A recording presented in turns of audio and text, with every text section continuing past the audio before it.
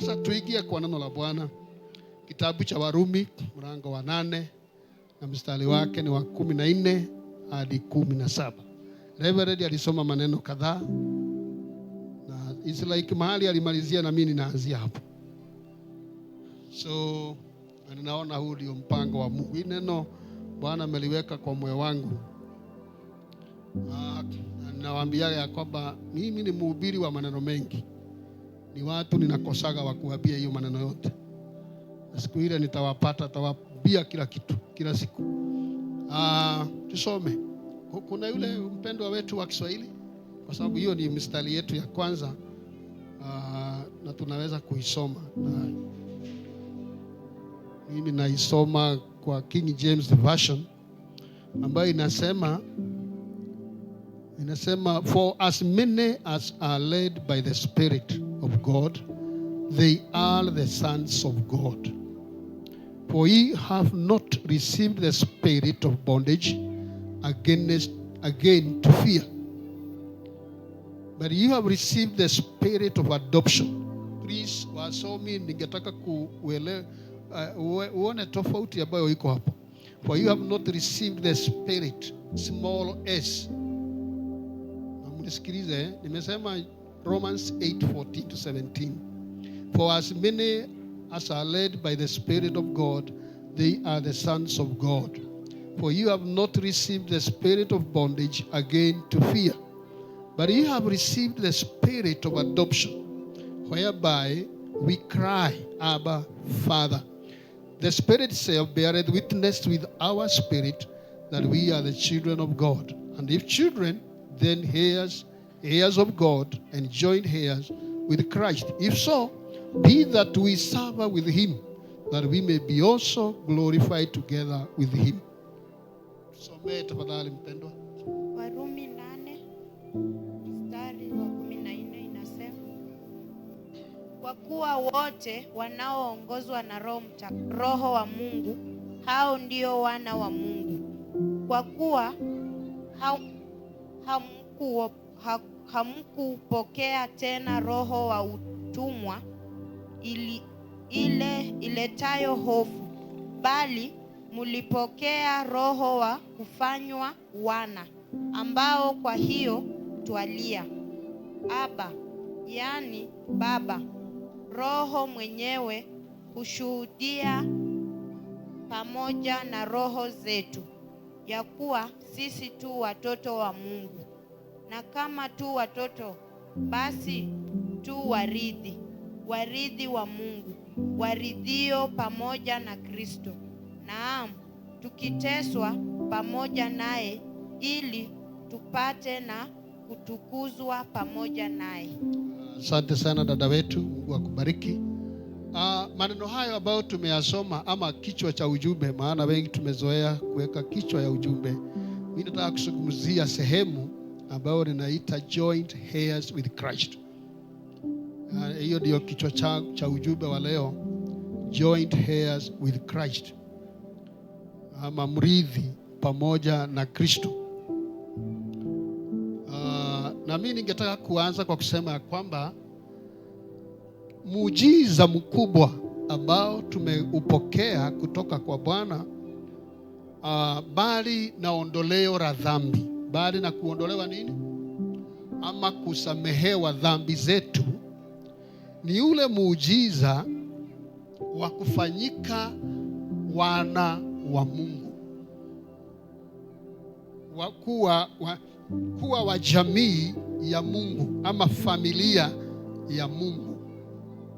Muujiza mkubwa katika maisha yetu, apart from ile muujiza wa salvation or forgiveness of our sins, ule muujiza wa kuwa adopted na kuwa sons of God, all members in his family.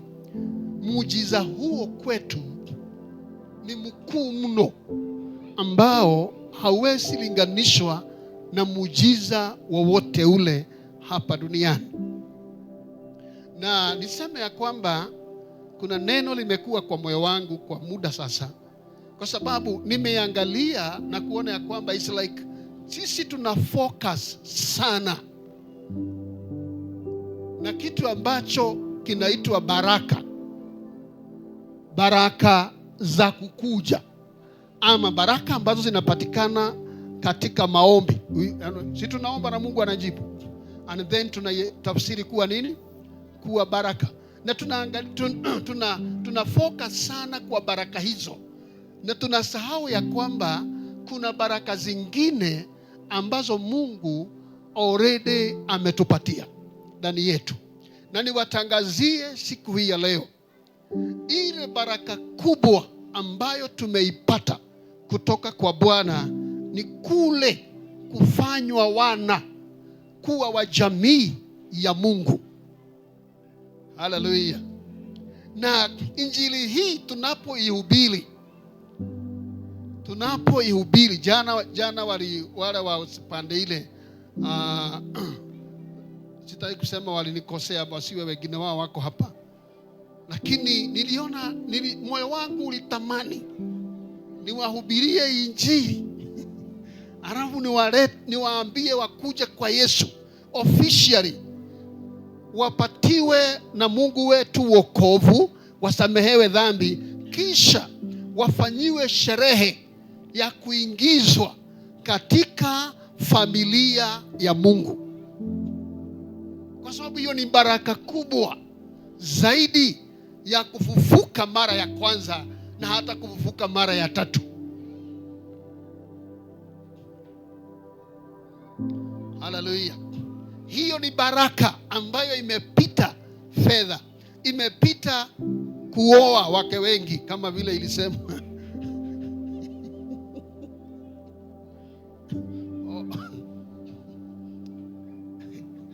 Bwana Yesu asifiwe sana. Hiyo mambo bado inanisumbua kwa akili, kwa sababu okay, na bado wanasema, walituambia huko ya kwamba vijana hawaoi. Sasa nikawaambia hiyo shida bado iko kwetu. Tafadhali kama ukiwa kijana na uko hapa kanisani, wewe uoe. Miaka ikifika ya kuoa uoe. Wacha hiyo maneno ati utaitishwa ng'ombe. Si uende huko bila ng'ombe uone kama watafukuza wewe. Ama uniite nikupeleke. Upate mtu. Mama unakaa miaka nyingi uolewi, kwa nini? Ambia Mungu uniumba nipate mtu, leta mtu. Okay, sasa wachana na hiyo maneno. Ni uchumi wakati mwingine huwa inapanda. Ukisikia maneno kama hiyo, tumewachana na hiyo. Sasa sisi tu wa jamii ya nani? Ya Mungu. Baraka kubwa ambayo imepita hizo zingine zote ni kule kufanyika wana wa Mungu. Na niseme ya kwamba kwa sababu tunapofanyika wana wa Mungu ni kwamba we are no longer strangers. Sisi si wageni. In fact, Bible huwa inaeleza vizuri sana. Hapa duniani ndipo sisi ni wageni. Kimwili tu wageni hapa duniani. Lakini kwa Mungu tunafanyika wenyeji. Haleluya. Tunafanyika nani? Wenyeji. Na tunapofanyika wenyeji katika jamii ya Mungu, sasa Bible inasema sisi si slaves tena. Sisi sasa si nini? Watumwa tena. Haleluya. Asante kwa mafundisho hayo ya asubuhi. Kile kinasababisha mwili ipate nafasi kubwa katika maisha haya, na tukishaokoka tuna kazi kabla ya kufukusana na mashetani na kuvuja laana zote. Kazi kubwa tulionayo sasa ni kulazimisha mwili itii mapenzi ya Mungu. Haleluya. Yes, ni kuilazimisha. Haikitaki, hiki kimutu hakitaki. Haleluya. Kinataka kiwe na wanawake 27. Hiki kimwili unaona hiki chaija hiki. Haleluya. Na kinatoa sababu zote za kutokupenda Mungu. Ukiuliza watu kwa nini hawajaokoka, ile reasons watapeana ni zile zinahusiana na mwili, vitu physical, desires of the flesh. Hizo ndizo zinasababisha. Lakini still bado Bible inasema sasa tukisha kuwa wa jamii ya Mungu, sasa tumefanyika watumwa, lakini sasa si watumwa wa mwili bali watumwa wa Kristo. Watumwa si kama maid. Hii ni ile nini ya zamani, utumwa wa zamani, ya kwamba bwana yule ambaye unamsafu, kama vile Joseph alikuwa anasafu utumwani. Mtumwa huna chako, hauna authority, hauna ile haki, hauna haki yoyote. Naye Mungu katika maisha haya yetu anapenda tuwe watumwa wa Kristo, ili mwili wetu na tamaa zake zisipate haki ya kitu chochote. Na ni kwa njia hiyo tu tunafanyika kuwa watumwa wa Mungu kweli kweli. Haleluya. Bwana asifiwe.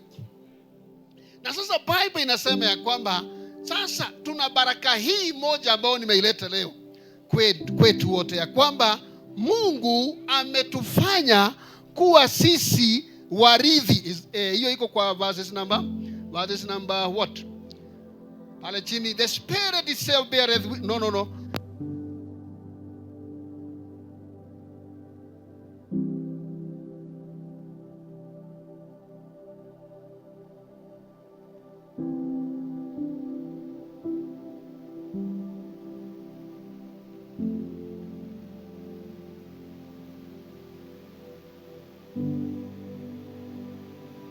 Pamoja na sisi ni ule uhusiano wa baba na mtoto wake. Haleluya. Bwana asifiwe sana. Ni ule uhusiano sasa wa baba na mtoto. Na Bible inasema vizuri, baada ya kufanyika sasa wana wa Mungu, Bible inasema sasa tu warithi. Haleluya. Tu warithi sasa wa jamii hiyo, ambao Mungu Baba ndiye baba wetu. Alafu Bible inasema ya kwamba pointi kubwa sana hapa, na ningetaka uishike kwa njia hii kuanzia leo hii katika jina la Bwana. Bible inasema ya kwamba tu warithi, alafu inasema warithi wa Mungu. Tafadhali, hii haisemi ya kwamba tunarithi vitu vya Mungu, kama vile ndugu wa Foro ambaye ni my dad ameondoka juzi, ametuatia shamba la kurithi. Haleluya.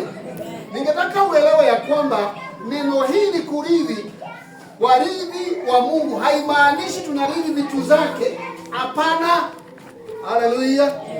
Haleluya, kama unaelewa. Bible inasema ya kwamba tu warithi wa Mungu, yaani badala ya kurithi vitu za Mungu tumemrithi Mungu. Haleluya. Hiyo ni kubwa kuliko kurithi avocado. Haleluya. Sasa Biblia inasema tu warithi wa Mungu, tumemrithi Mungu. Na tunaporithi Mungu, Bible inasema tumekirimiwa neema hii na Bwana. Alafu kitu kingine nataka uelewe ni kwamba ikiwa tumemrithi Mungu mwenyewe, tumemfanya Mungu kuwa wetu. So Mungu ambaye zamani alikuwa anaambia watu ya kwamba msinikaribie, ambaye alikutana na Musa jangwani akichunga ng'ombe. Ilikuwa ng'ombe ama kondoo? Kondoo. Lakini ng'ombe ilikuwa imebaki kidogo. Sasa Bible inasema ya kwamba huyo Mungu ambaye alimwambia, akamwambia ya kwamba ondoa viatu vyako, toa ama vua viatu vyako, usikaribie, kwa sababu sasa mahali ambapo umesimama ni mahali patakatifu. Huyo Mungu sasa, haleluya. Haleluya. Huyo Mungu sasa amefanyika kuwa urithi wangu. Amefanyika kuwa Mungu wangu. Amefanyika kuwa urithi wangu. Haleluya. Bwana Yesu asifiwe sana. Sasa ikiwa nimemrithi Mungu, hiyo ni baraka kubwa kuliko kurithi vitu vyake. Haleluya. Mimi ninajua ya kwamba tunapenda Mungu. na ninaomba tuhame sasa. Hebu mtu afanye mkono yake hivi, sema tunahama. Ningetaka tuhame sasa, tuondoke kwa kufocus kwa vitu vya Mungu na tufocus kwa Mungu sasa. Kwa sababu ikiwa Bible inasema tumemrithi Mungu na Mungu amekuwa wetu, Mungu amekuwa wangu sasa, basi nikiwa na yeye niko na vyote ambavyo vinahitanishwa na yeye. Haleluya. Kama sasa vile my dad ameondoka, mfano mzuri, ametuachia shamba hapa. Haleluya. Ningetaka ujue hii ni tofauti sasa, kwa sababu urithi ule ambao Bible inazungumzia hapa ni tofauti. Kwa sababu naturally huwezi kurithi mtu kama hajafa. Ama namna gani?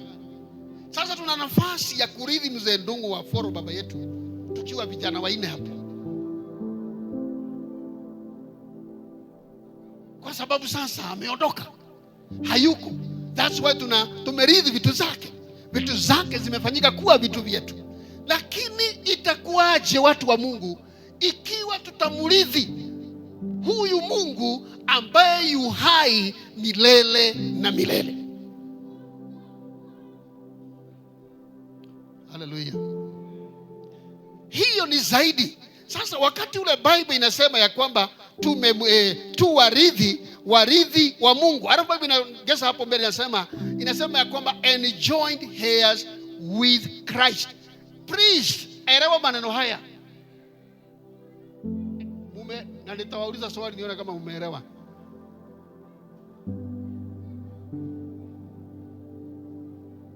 Usiniombee nisahau. Haya, okay, nianze tena. Nimesema ya kwamba ule mstari unasema and if children, kiwa tu watoto ama wana, tu warithi. Haleluya. Kumaanisha kwamba tumepatiwa kibali sasa. Hey, haleluya. Tumepatiwa ID. Tumepata utambulisho. Araza inasema ile vitu tunarithi sio vitu vya Mungu. Tunarithi sasa Mungu mwenyewe.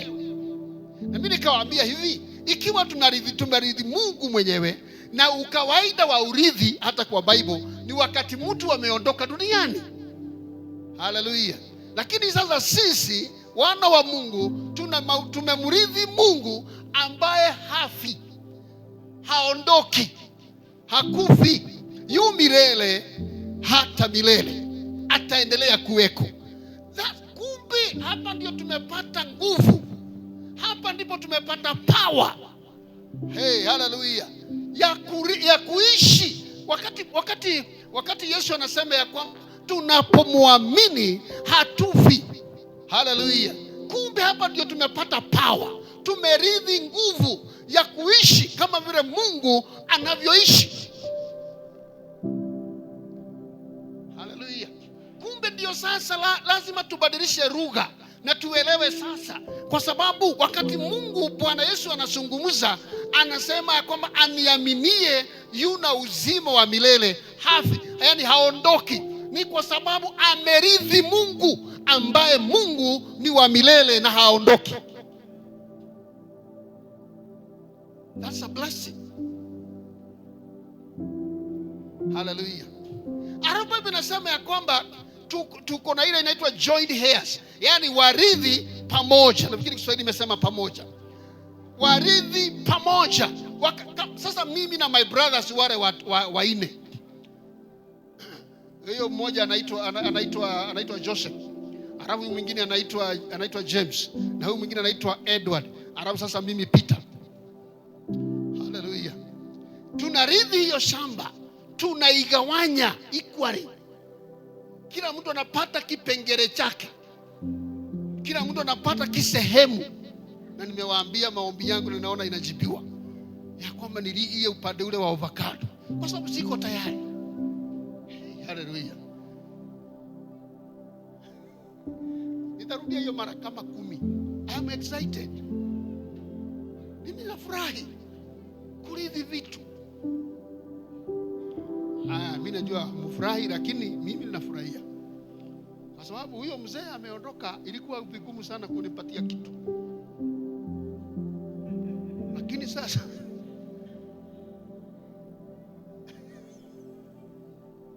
haleluya, alikuwa mgumu kutupatia vitu.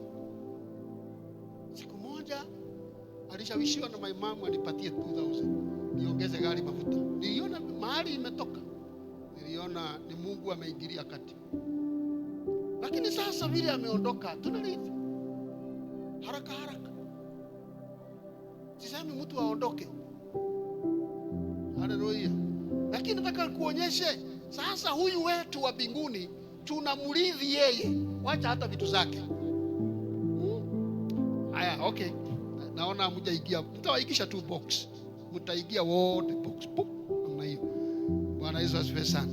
Sasa nataka kusema Biblia inasema sasa ya kwamba sisi tu warithi pamoja. Hiyo haimaanishi 50-50.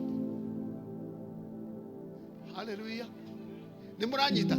Haimaanishi 50-50. No. Haimaanishi hivyo.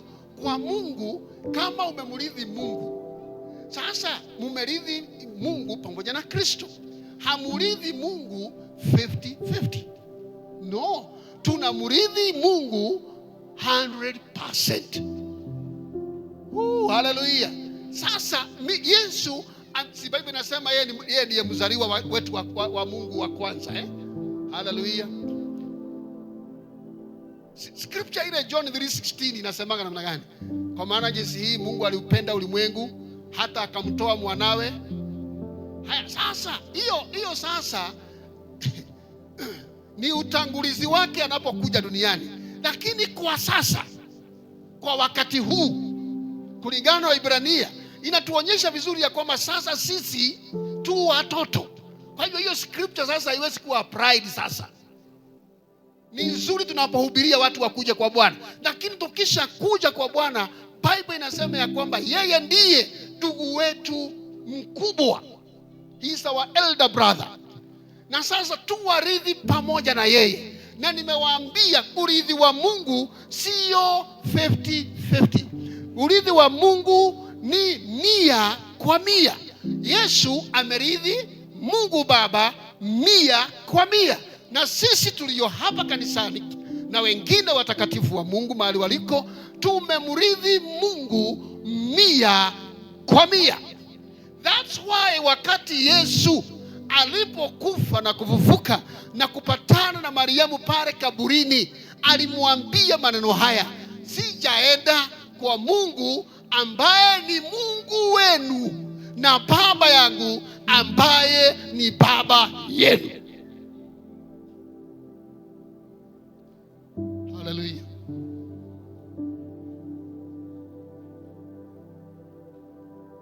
Ambaye ni Baba. Kwa hivyo sisi na Yesu akiwa ndugu wetu mkubwa, tuko na Baba. Anamuita Mungu Baba na sisi tunamuita Baba. Tumemrithi na tumemrithi pamoja na ndugu wetu mkubwa ambaye jina lake ni Bwana wetu Yesu Kristo. Haleluya. Kuna mtu anaamini ile kitu ninasema? Ukiangalia mstari wa juu hapo unasema hivi. Hiyo tu kabla nini ufike hapo, inasema ya kwamba inasema the Spirit itself beareth witness with our spirit. Haya, inasema Roho mwenyewe huwa anashuhudia pamoja na roho zetu. Kwa hivyo tuko na watu ndani yetu. Haleluya. Bwana Yesu asifiwe. Tuko na watu ndani yetu ambao wanazungumza na wanaambiana maneno gani kila wakati? Ya kwamba sisi tu watoto wa Mungu. Haleluya.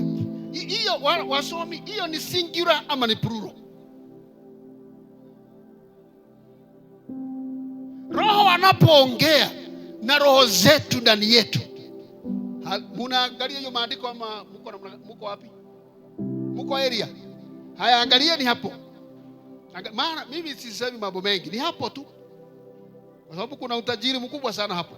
Anasema hivi, the Spirit itself beareth witness with our spirit that we are the children of God. Sasa ninauliza, iko kwa wingi ama iko kwa umoja? Kwa nini Roho akikaa ndani yetu asungumuze pamoja na roho zetu kule ndani, na ambie roho yetu ya kwamba sisi tu watoto wa Mungu? Hii ni kwa sababu Bible inasema ile alitaja mtumishi wa Mungu hapa awali, akasema ya kwamba tumepokea roho wa wana, Spirit of Jesus, ambaye ako ndani yetu. Haleluya, Bwana Yesu asifiwe sana. Anazungumza pamoja na roho zetu ambazo zimehuishwa sasa. Haleluya. Na anasema ya kwamba huyo roho pamoja na roho zetu sisi tu watoto wa Mungu, na kwa sababu ya hiyo tumequalify, tumekuwa warithi sasa. Amen. Warithi wa Mungu na warithi wanaorithi pamoja na Kristo. Bwana Yesu asifiwe sana. Kitabu cha Wagalatia mlango wa 4 mstari wa 4 hadi 7, kuna mistari tu, kuna neno tu nataka kutaja. Biblia inasema ya kwamba we are no longer a slave but God's children. Sasa sisi sio slave. Sasa sisi ni watoto wa nani? Wa Mungu. Alafu inasema ya kwamba and since you are his child, God has made you also an heir. Kwa sababu sasa umefanyika mtoto wa Mungu, Mungu sasa amekufanya uwe murithi. Hallelujah. Ningetaka uangalie na uone ya kwamba ile sonship ama uwana unatangulia urithi. Kumaanisha kama mtu hajafanyika kuwa mwana, hawezi fanyika kuwa mrithi wa Mungu. Hallelujah. Na kwa hivyo Paulo haazida urithi. Na hapa tafadhali mniangalie, wacha kuangalia Biblia sasa kidogo. Wakati nasema Paul haazii na vitu ama urithi, anaanza na uhusiano. Kwa hivyo na sisi wakati ule tunaendelea kuishi katika maisha haya, ni vizuri kuelewa ya kwamba tunaanza na uhusiano kwanza, hadi tuweze kuacknowledge, tukubali, tukili ya kwamba na nikubali ya kwamba mimi ni mwana wa Mungu. Nikifeli hapo kuelewa hivyo na kuamini hivyo na kupokea hivyo, then nikitazama urithi ama baraka, kuna vitu nyingi nitapoteza hapa katikati. Na hapa ndipo ile mambo mchungaji alikuwa anatuambia ya nini, usharati nini, vitu nyingi zinaanzia hapo. Haleluya. Lakini tunazishinda wakati ule mawazo yangu na moyo wangu unaelewa ya kwamba mimi ni mwana. Kwa mfano, sasa nimewaambia kwa vijana wanne tunarithi hiyo shamba ya baba. Wewe hata ukiwa mzuri sana, ama ututembelee, ama uwe aniko, ama uwe mtoto ya aniko, na uishi kwetu miaka yote, hauwezi kuwa mrithi. Haleluya. Huwezi kuwa nini? Mrithi. Unless ununue, na hatukuuzi. Kwa hivyo hata hakuna haja ya kupiga bei. Tunaanza, kama mngekuwa Wakikuyu tena ningewaambia tuambe tulimire gukorogwe tuishiana cia Ngai. Tupalilie kwanza na tuheshimu Mungu kwa hiyo level ya kwamba ametufanya kuwa watoto wake, na tuhesabu ya kwamba sisi ni tofauti. In fact ile scripture inasema ya kwamba inakuwaje sasa mtu akiwa ndani mwa Yesu Kristo amefanyika kuwa kiumbe kipya. Translation nyingine, most Hebrew language, inamaanisha kwamba hawa wamefanyika watu wengine tofauti, binadamu wengine. Haleluya. Kwa sababu gani? Dhambi na makosa zimepitia kwa Adamu wakwa, lakini sasa haki na utakatifu zimepitia sasa kwa mwanadamu wa pili ambaye ni Yesu Kristo mwokozi wetu. Kwa hivyo tunahesabiwa kwa generation si ya Adamu, sasa tunahesabiwa kwa generation ya Yesu.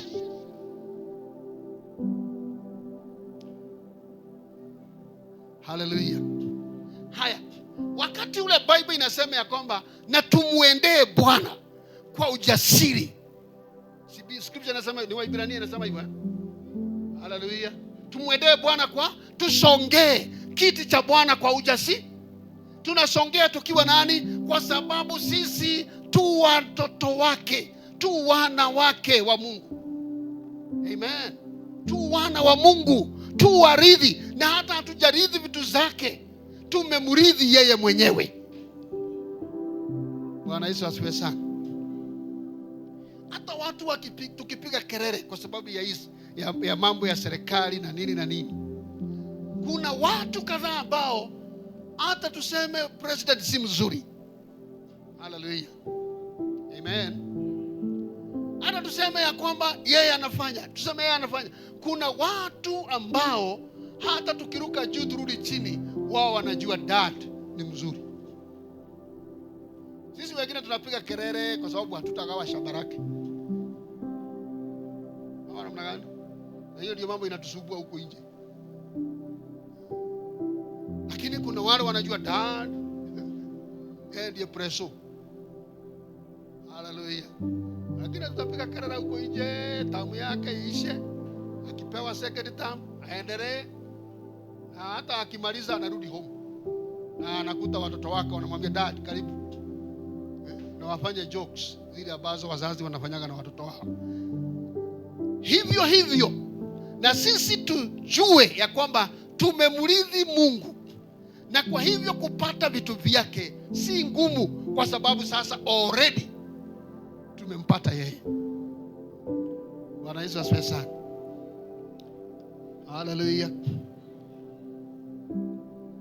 Kwa hivyo nimewaeleza ya kwamba tu warithi wa Mungu, na hii ombi langu ni kwamba Wakristo wengi wanafanya nini? Huwa wanatafuta baraka za Mungu sana sana sana sana kuliko vile wanavyomtafuta Mungu mwenyewe.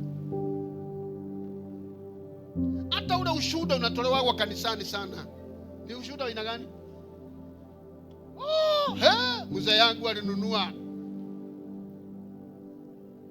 alinunua kitu fulani, ama alinunua shamba, na huo ndio ushuhuda unaletwa kanisa.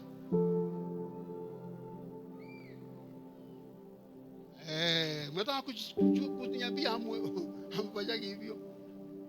Hiyo ndio vitu tunahesabu kama baraka. Angalia hata manyumbani namna hiyo. Mzee akikuja na nyama, watu wakikula nyama sana, hiyo nyama ni tamu, lakini washukuru yeye aliyeleta nyama. Wanapongeza nyama, wanasahau na mwenye kuleta nyama. Hata ugali ikipikwa, tunasema hii ugali leo imeiva, lakini mwenye kupika ashukuriwi, hapewi sifa hata kidogo. The same kwetu sasa kwa mambo haya ambayo ninazungumza hapa. Mungu angetaka tuwe Wakristo ambao tuna appreciate Mungu kwa sababu ya ile position ambayo Mungu ameweza kutupa. Angalia huyu mwana huyu anaitwa nani? Huyu mwana mpotevu mwana mpotevu aliyepatikana. Haya, hebu tuangalie hiyo drama yake. Angalia vizuri. Biblia inasema aliitisha mali ya, wewe tuhubiri pamoja, aliitisha mali yake. Alafu sasa Biblia inasema namna gani? Akaondoka. Alipoondoka aliwacha nani nyumbani? Si aliwacha baba. Baba aliondoka, lakini jamaa aliondoka peke yake. Haya, akaenda na pesa nyingi, baraka. Alipoenda akatumia, Biblia inasema akatumia, na mwishowe akajipata kwa nyumba ya nguruwe. Anakula chakula pamoja na nini? Na nguruwe, na analala hapo karibu na nguruwe. Kwa hivyo kama tungekuwa wacheshi tungesema ya kwamba alinuka nguruwe, na karibu aanza kuogea kama nini? Nguruwe. Biblia inasema ya kwamba wakati alirudi kwa mawazo yake timamu. Ama mimi na quote hiyo scripture vibaya. Inasema ya kwamba when he came back to his senses. Wakati alirudia akili yake ama fahamu zake. Hii ina maana hivi. Haleluya. Wakati ule wote tuna focus kwa blessings. Na tunaondoa mawazo yetu kwa Mungu ambaye tumemrithi. Karibu nionyeshe kwa kichwa lakini. Mungu akituangalia naona watu ambao wamepoteza nini? Focus. Sasa aliporudi alisema maneno haya, nitarudi kwa Baba na nikifika huko, na amejihubiria mpaka maneno mengine naonaga ni ya imani, nitaenda nitamwambia ya kwamba mimi sistahili kuitwa mtoto wako, mimi nilifanye kama mmoja wa watumwa wako. Point yake ilikuwa nini? Ili awe akikula chakula. Mimi nataka niwaambie siku hii ya leo kwa jina la Bwana, hatukuokolewa na Bwana ndio tupate baraka peke yake, lakini tumeokolewa na Bwana tuishi katika jamii yake, tuishi katika familia yake, tuwe members wa familia ya Mungu. Haleluya. Mungu awe baba na sisi tuwe watoto. Sasa aliporudi, Biblia inasema akamuona baba, baba akamuona mwana, akaenda akamkumbatia mwanae. Wakati mwana anaelezea mastori hiyo yake. Na hiyo ndio vitu inapotezeaga sisi time. Mwana alianza namna, oh baba, oh mimi sasa, sasa munifanya. Baba yake alijibu hiyo story. Hakushughulika na hiyo story maana si ya muhimu. Ndugu yake alipokuja, baba alisema maneno haya. Akasema sasa mwanangu alikuwa amekufa na sasa amefufuka. Hiyo ndio story ya baba. Baba anaanziaga hapo. Bwana Yesu asifiwe sana. Haleluya. Sasa Biblia inasema ya kwamba akaambia wafanyakazi, muende mchinje ng'ombe iliyonona, leteni mavazi, leteni. As long as kuna relationship mzuri, hizi vitu zingine siyo shida. Haleluya. Sasa wala mko na watoto kama mimi. Mimi naonaga msichana yangu vile ni msichana mkubwa, mnamjua. Alikuwa toshana na mama yake. Lakini kila mara, mom, imagine sina mama na respondi haraka, nitakutumia. Alafu kaka, mom,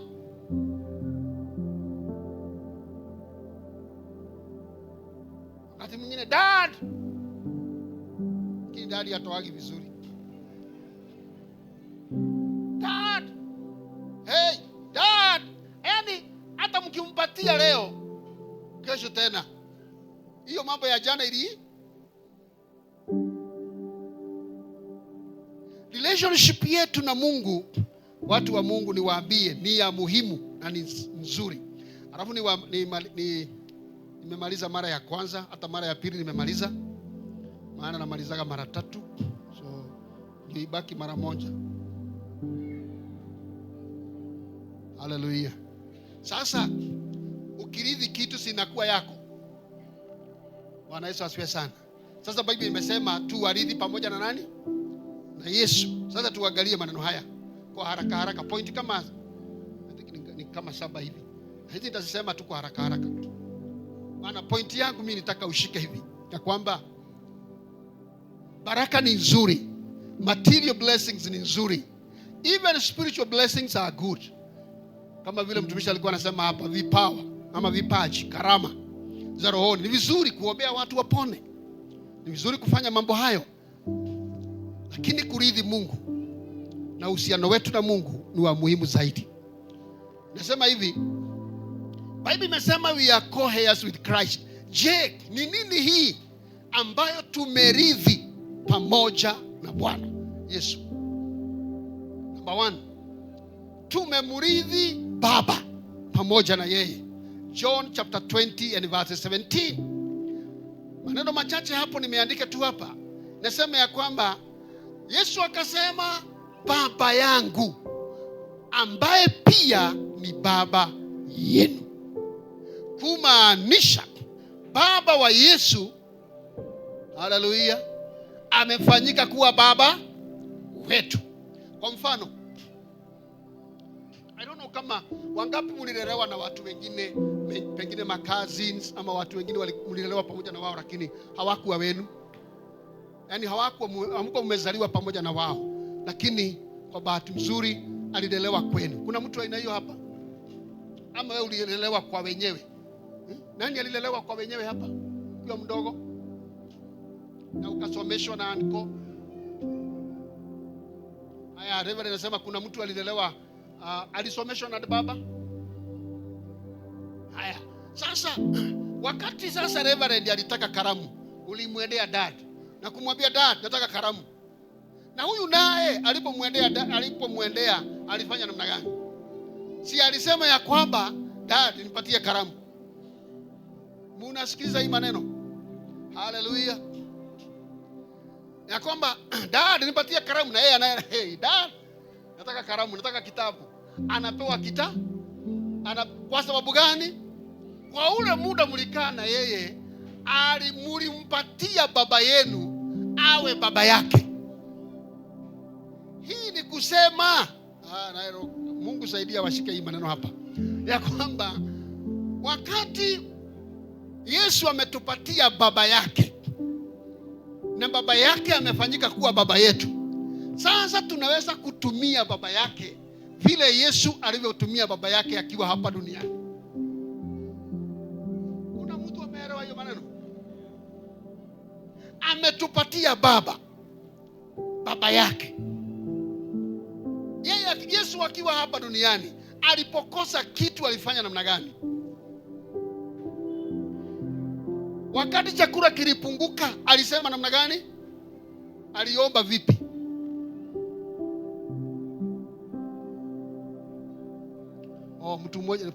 Mtu mmoja aliniambia ukihubiri unaona watu wamenyamaza sana, ni maneno wanatafakari. Kwa hivyo mnatafakari asante sana.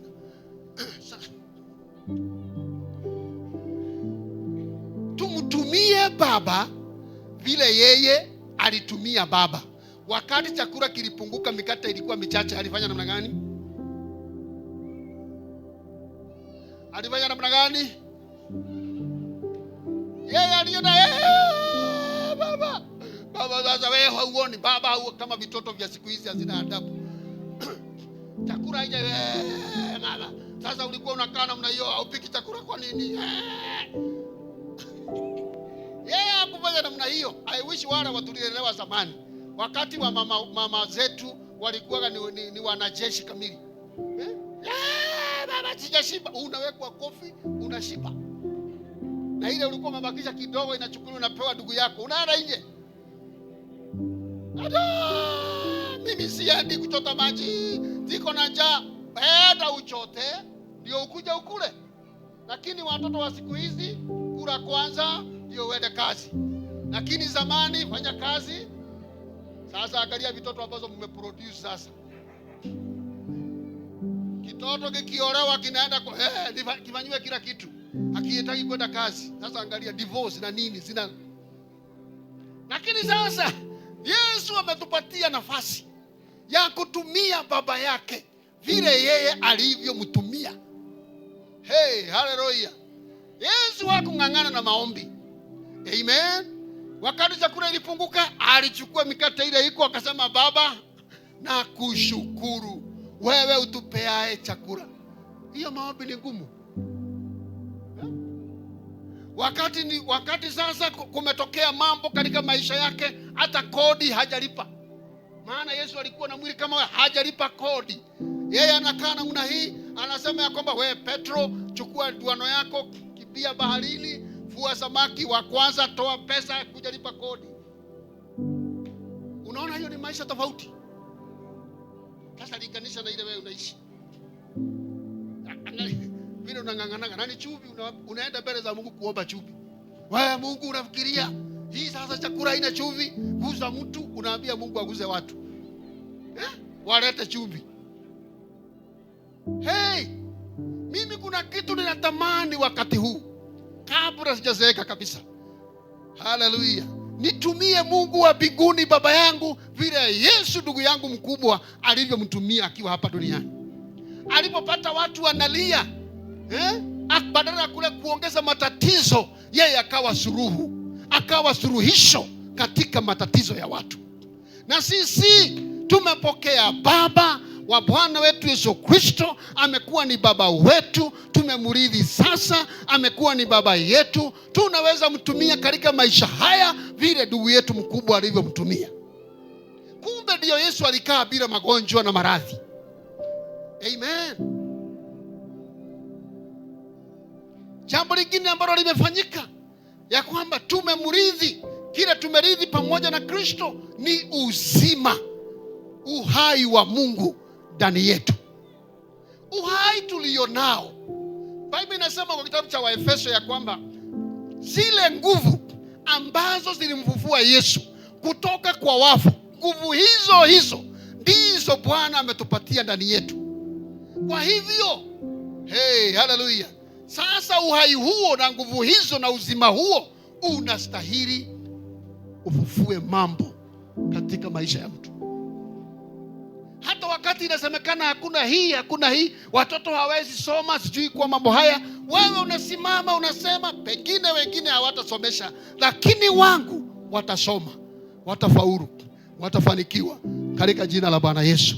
Haleluya. Kwa sababu uhai, uroho aliyefufua Kristo, roho wa uzima, huyo ndiye roho ambaye ako ndani yetu. Ako ndani yetu. Hauendi kutafuta. Sasa shida ya watu na wahubiria ujumbe mzuri namna hii, alafu kesho unadanganywa unaenda kupeleka mshumaa, ati mshumaa ya white inasimamia roho, mshumaa ya black inasimamia shaitani, zote zikutane pamoja zisipigane. Wewe waachana na mambo hayo. Biblia inasema ya kwamba uhai wa Kristo uko ndani yetu. Sasa tunaweza kutembea kama Kristo. Tunaweza kuishi maisha haya tumejaa ushindi. Haleluya. Nilikuwa naambia watu wengine, hata wanawake wa kisasa wakitembea uchi, wacha vile wanatembea na suruali peke yake kule town wakati mwingine, bado wewe utapita hapo na husituki. Hauna shida. Kwa sababu kizazi ambacho tumekimelelewa.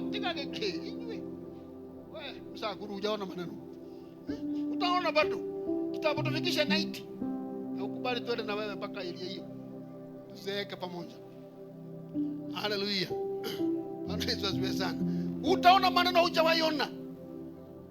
Unaona wasichana wako nini paradise hapo. Watiti tuko nje. Hawasikia baridi. Sisi tunatafuta jacket, wao wako wazi. Ikiwa roho wa Bwana aliyemvua Yesu ndiye anatawala ndani yangu, hii macho yangu hataiwezi kutamani vitu vya aina hiyo.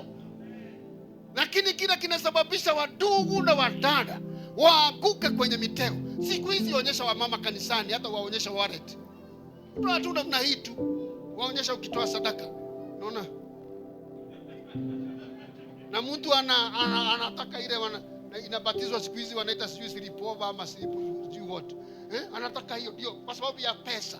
Kwa sababu kuna uhaba wa pesa. Ukiwa ujua ya kwamba roho aliye unafikiri nini ilitendeka wakati huo wa ufufuo? Haleluya. Kufufua Yesu, roho huyo aliyefanya kazi hayuko mbinguni, ako ndani yetu. Haleluya. Ako ndani yetu. Sasa tunatembea katika upya wa uzima wa Bwana. Tunatembea watu ambao wamebeba nguvu za ufufuo ndani yetu. That's why tarumbeta itakapopigwa, sitangojea sauti ya mtu. Nguvu za ufufuo already zimewekwa ndani yangu. Kwa hivyo tarumbeta itakapolia, sitaogopa chochote. I will rise up. Kwa sababu nguvu zinazofanya hiyo kazi ziko ndani yetu. Namba 3, ya kwamba his righteousness, tumepokea, tumerithi haki. Haleluya. Na hapa niko na shida kidogo. Kwa sababu 2 Corinthians 5:21 inasema, God made him who had no sin to be sin for us, so that in him we might become the righteousness of God. Sisi ambao tumeokoka tu wenye haki wa Mungu, na hivyo ndivyo ilivyo. Haleluya. Bwana Yesu asifiwe. Bwana Yesu asifiwe.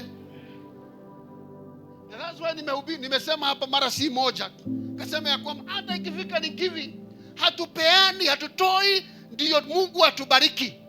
Tumegraduate kutoka hapo. Sisemi ni mahubiri mabaya, tulianza nayo, lakini tuna graduate. Amen. Hatutoi ndio hatununui uwanja wa kanisa ndio Mungu atubariki, hapana. Tunanunua uwanja wa Mungu kwa sababu already Mungu ametubariki. Na wale wa imani hiyo waseme amen.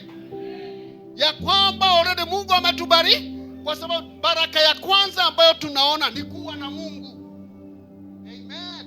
Na tukiwa na Mungu mambo mengine inafuata mahali pake. Hii mambo ya kufanya mambo ya Mungu kana kwamba tuna ni wale watu wa kumenyana. Ukinishinda, wale wanaume wanafanyaga ili ya kushindana hivi. Ukinishinda umewekelea 10,000 hapo. Ukiniangusha unachukua. Mungu hapana. Mungu afanye kazi aina hiyo. Hallelujah. Hallelujah. Maybe Reverend, wakati mwingine utastudy hiyo scripture ambayo inatumika sana kwa tithe. Na kuna mahali ilisomwa na wewe ulikuwa na mimi nilikuwa, na nikajua inalenga nini, na ndio ikasemekana mtu asiulize swali. Lakini ninawaeleza, ukiangalia wakati Maraka yanazungumza hiyo maneno na Mungu analalamika. Kwa nini analalamika? Hawa watu already nimewabariki, nimewapatia vitu, hawanitambui mimi kuwa chanzo ya ile kitu wako nayo. Kumbe Mungu anataka tuelewe ya kwanza kama baraka, kila ulicho nacho ni Mungu amekupea. Amen. Sasa upeani kwa sababu ndio upate usipate, hata kile umepata ni Mungu amekupatia. Na tuwe na mawazo ya aina hiyo katika jina la Yesu. Nani anakaaga siku moja hivi amekaa akasikiria yeye ni mzuri sana? Kafikiria hivyo. Yeah. Nani amekuwa mtakatifu mpaka amekaa hivi na akasema yeye ni mtakatifu? Nani amefikisha 100% ya Mungu? Yeah. Wewe, si nyinyi ndio mko hapa na nyinyi ndio mlikuwa mnaimba nyimbo sana. Mpaka mkiimba tuna karibu tupae biguni, twende biguni one on one. Swali ni hili, nani amekaa hivi akaona ya kwamba sasa ameomba sana, that's why amekuwa mtakatifu zaidi? Nani ametoa sana mpaka akaona sasa anaweza kwenda kwa Mungu kudai baraka yake? Yaani umetoa mpaka sasa unaenda kwa milango ya Mungu kuambia Mungu sasa sitoi tena mpaka unibariki. Shughuli. Lakini tunapotoa tuna demonstrate our faith, imani yetu ya kwamba tunajua ya kwamba hata ile tuko nayo yeye ndiye ametupatia. Hallelujah. Bwana Yesu asifiwe sana. Na ukiangalia wale wa Maraka, wale wa kitabu cha Maraki, hawakutimiza kile ambacho Bwana alitaka. That's why Yesu alikuja. Hallelujah. Okay, hiyo ni ya tatu. Ya nne, utukufu wake. Tumerithi utukufu wa Mungu. Hallelujah. Tumerithi nini? Sasa swali nimekuwa nikiuliza, wakati unasema utukufu wa Mungu ushuke, unashuka kutoka wapi? Wewe watu wa Mungu, wakati unasema utukufu wa Mungu ushuke, unashuka kutoka wapi? Mr. Wahome. Liri umaga. Tere uliri ndio haruke uliko. Sasa pengine sijieleweki, lakini nitafikisha tu. Sasa Mungu amechukua hizo vitu zote, ameweka ndani yako. Alafu tena utamwambia, wapendwa, unajua kuna mahali inafika hata inakuwa ni aibu kwenda kuomba Mungu vitu. Yes, inakuwa ni aibu. Utaomba nini kwake? Bible inasema usikubali mtu akusubue, maana vitu vyote ni vyako. Amekupatia vitu vyote. Utaendaje kuomba mtu ambaye amekupatia vitu vyake vyote tena umuombe kitu?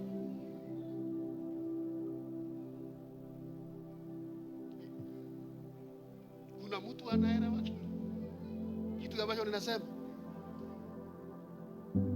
Sasa si utaona ya kwamba hata anaposema tuombe, si ili atupatie, kuna kitu anatafuta. Kuna kitu anatafuta. Kuna kitu anatafuta kwetu. Maana hiyo utukufu mnasema alete, ushuke, already imewekwa ndani yako.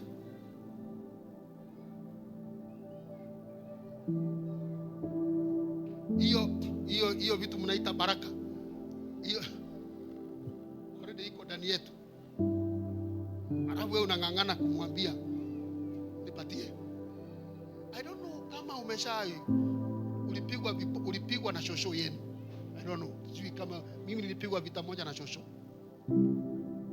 Wakati ule aliweka ngwashe hapo na mandizi ya kuchoma.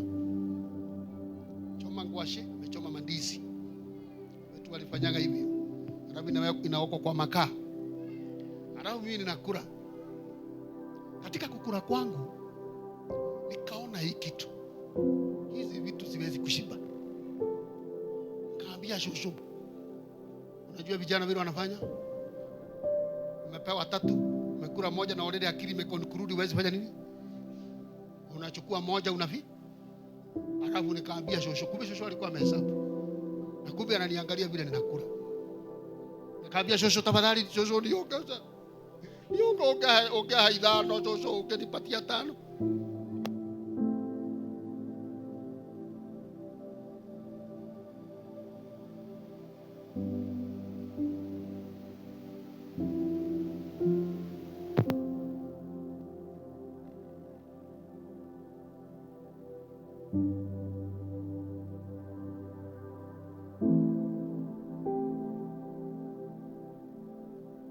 Ya hivi hata hujamaliza ile nimekupatia na unalia upewe ingine. Mimi nataka niwaeleze, kuna mahali Mungu angetaka tufike. Tuelewe ya kwamba Mungu hana deni ya kutubariki, na kwa hivyo tuache kumwendea Mungu kana kwamba hako na deni yetu. Tuelewe ya kwamba hizo vitu zote Mungu amefanya nini ili tukuze mioyo ya ushukrani kwake. Tumwambie asante. Na kumbe that's why imani si mambo ya kuona.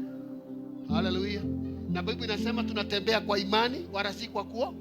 Kwa sababu imani inasema namna gani? Hizo vitu zote Mungu ametupatia. Alafu kitu ya 5, kingdom, ufalme. Ya 6, ushindi. Hiyo ilielezwa. And then number 7, authority. Ametupatia mamlaka yake.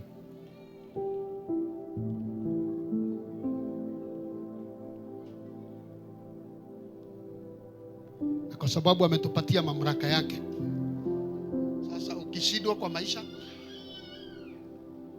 nani yako na problem? Ni wewe ama ni Mungu?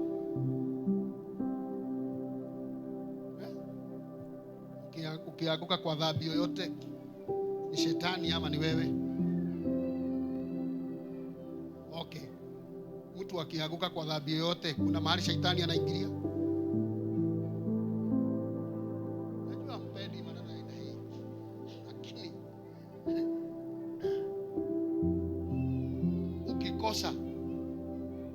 ukikosa kufaulu katika maisha haya, kuna mahali Mungu anaingilia?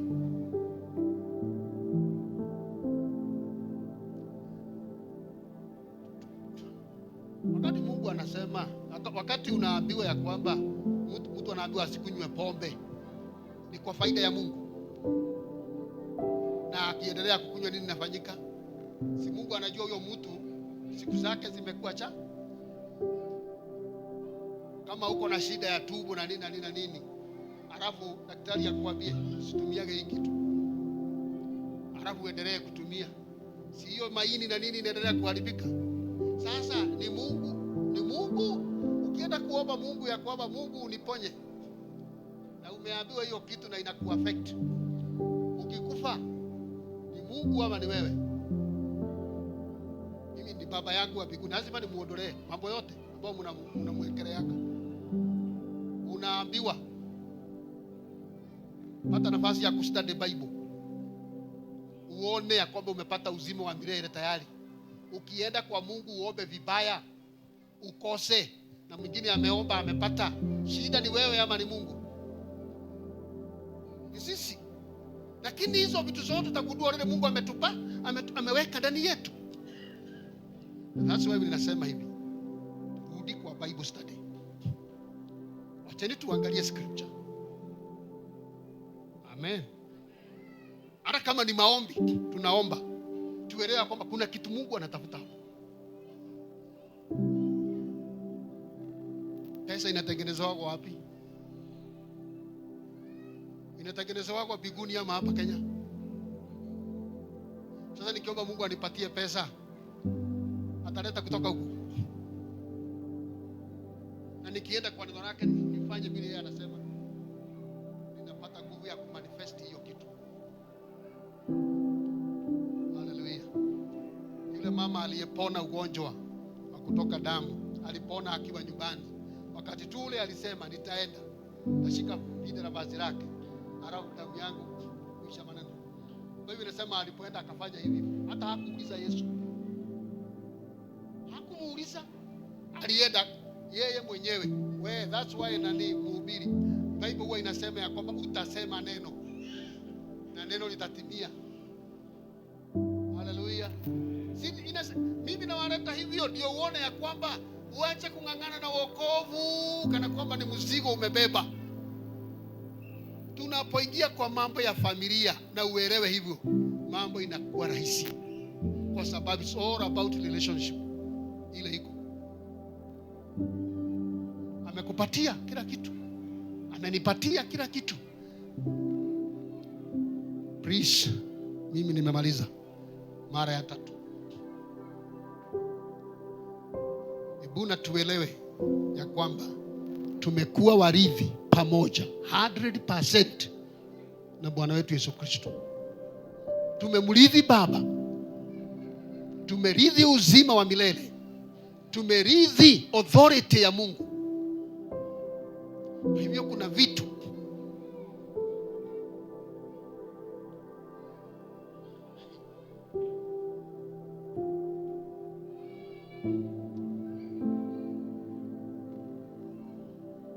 fikiri haya maneno yangu ya mwisho.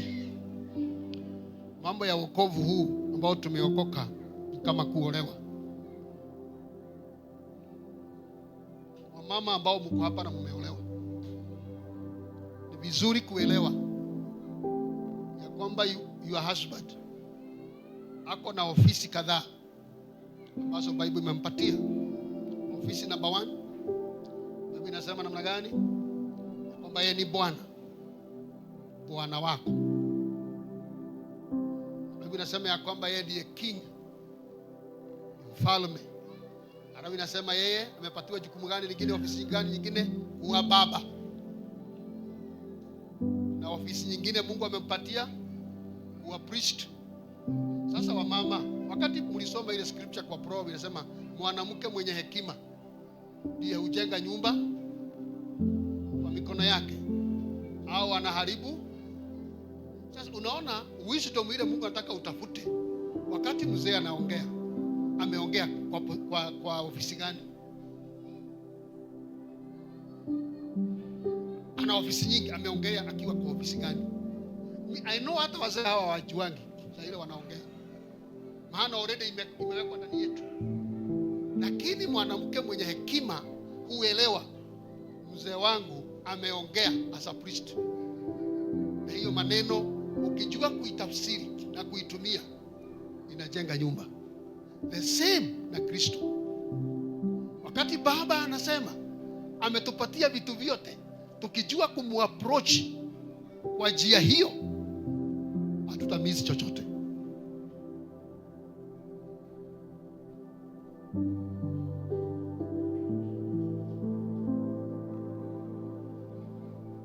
Amen. Hallelujah.